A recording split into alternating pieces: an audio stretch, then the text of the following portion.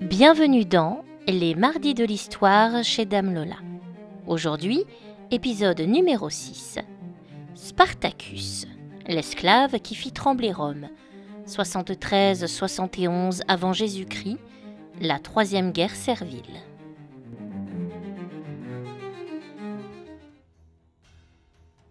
Imaginez un homme sans nom, arraché à sa terre natale, un esclave vendu, enfermé, entraîné pour mourir sous les cris d'une foule. Pourtant, cet homme va devenir l'ennemi numéro 1 de Rome. Pendant 2 ans, il va tenir tête à la plus grande puissance du monde antique.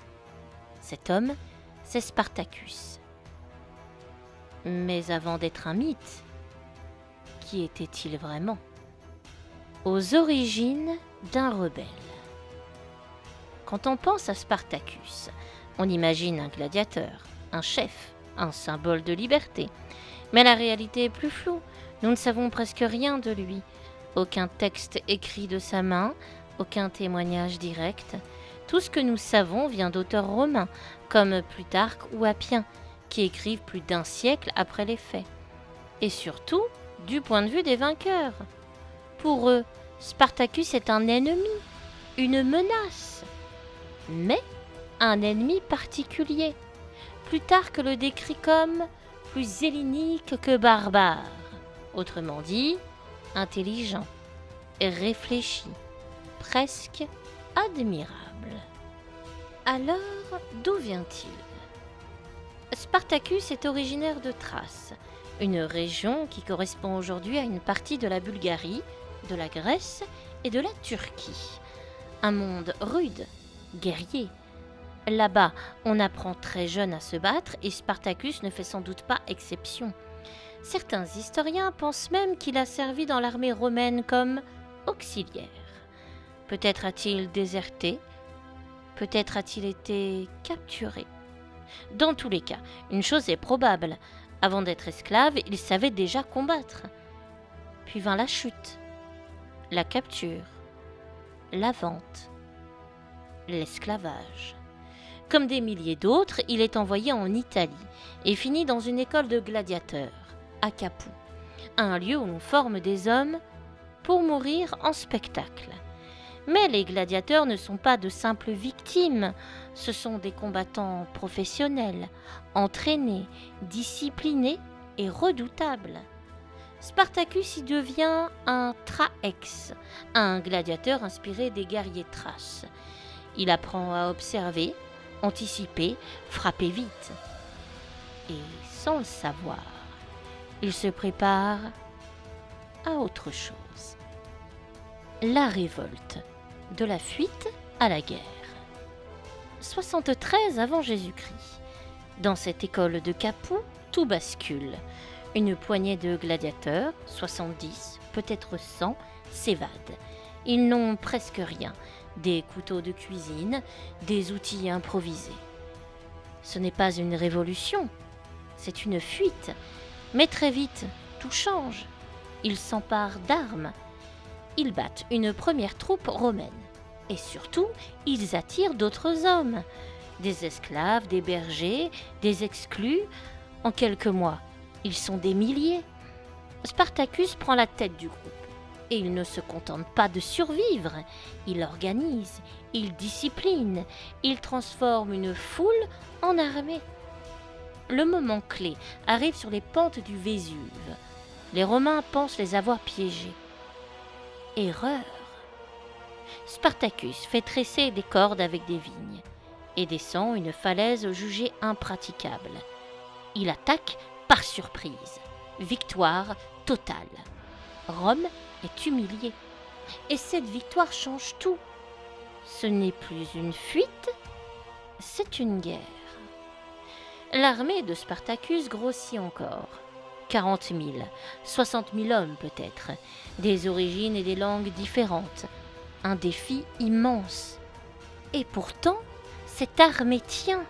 Spartacus impose des règles, partage le butin et maintient une certaine discipline. Face à lui, Rome hésite. Elle est occupée ailleurs. Elle sous-estime la menace. Deuxième erreur. Car Spartacus pratique une guerre nouvelle pour les Romains. Rapide, mobile, imprévisible. Il frappe et disparaît. Et encore une fois, il gagne. Mais une question demeure. Que veut-il vraiment? Fuir ou affronter Rome? En 72 avant Jésus-Christ, il marche vers le nord, vers les Alpes, vers la liberté. Mais au moment décisif, il fait demi-tour. Pourquoi? Personne ne le sait vraiment. Et c'est là que le mystère commence. Rome riposte. À Rome, cette fois, on comprend. La situation est grave. Le Sénat confie alors les pleins pouvoirs à un homme, Marcus Licinius Crassus, riche, ambitieux et impitoyable. Crassus ne sous-estime pas Spartacus. Il va restaurer la discipline par la terreur. Il réintroduit une punition oubliée, la décimation. Un soldat sur 10 est exécuté par ses propres camarades.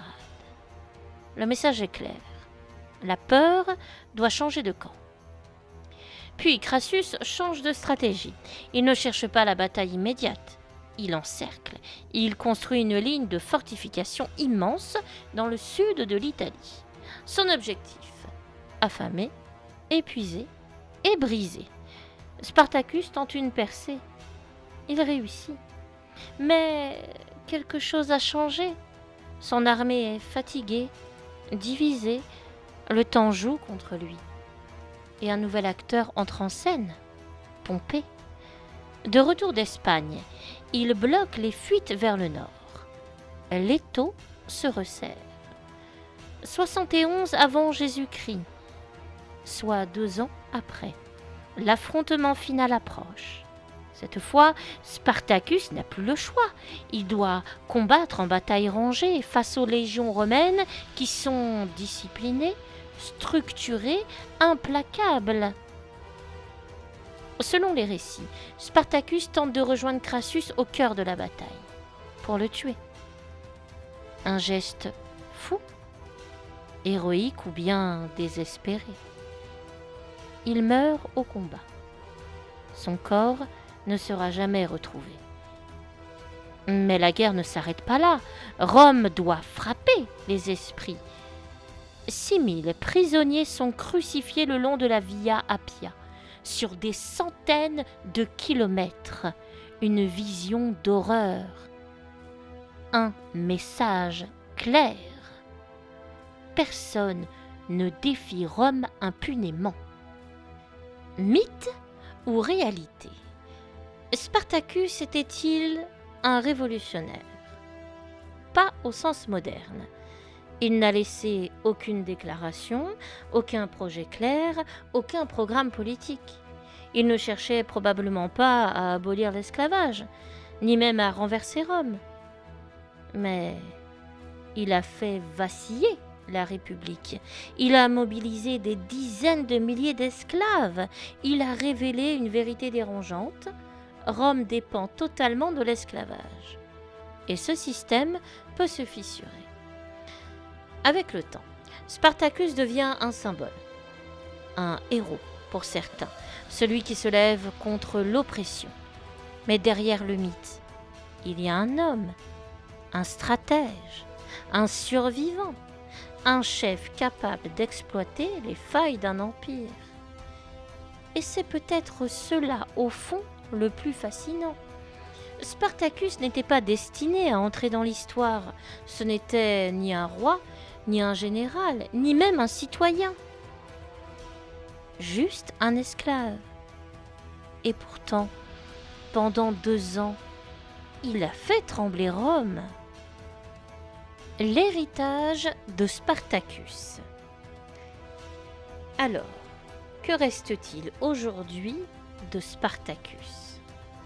Un nom, un mythe, une silhouette qui traverse les siècles. Mais derrière cette légende, il y a une réalité plus complexe. Spartacus n'a certes pas renversé Rome, il n'a pas aboli l'esclavage, il n'a pas changé les institutions. La République romaine a survécu, et même elle s'en est sortie renforcée, avec des hommes comme Marcus Licinius Crassus ou Pompée, qui transformeront cette guerre en tremplin politique. Mais pourtant, l'essentiel est ailleurs, car Spartacus a révélé une faille profonde. Un empire fondé sur l'esclavage peut vaciller. Une puissance militaire immense peut être défiée. Un ordre présenté comme stable peut se fissurer.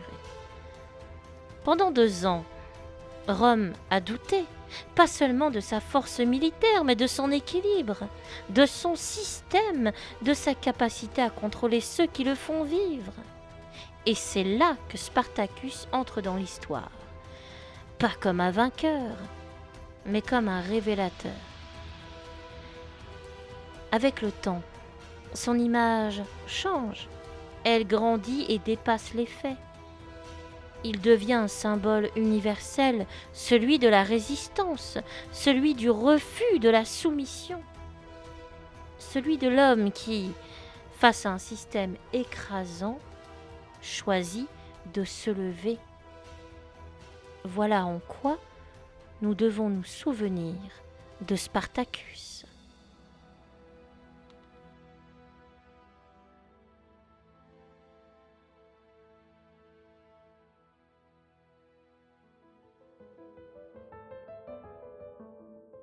Je vous remercie de votre écoute et vous donne rendez-vous pour un prochain. Elle est mardi de l'histoire chez Dame Lola.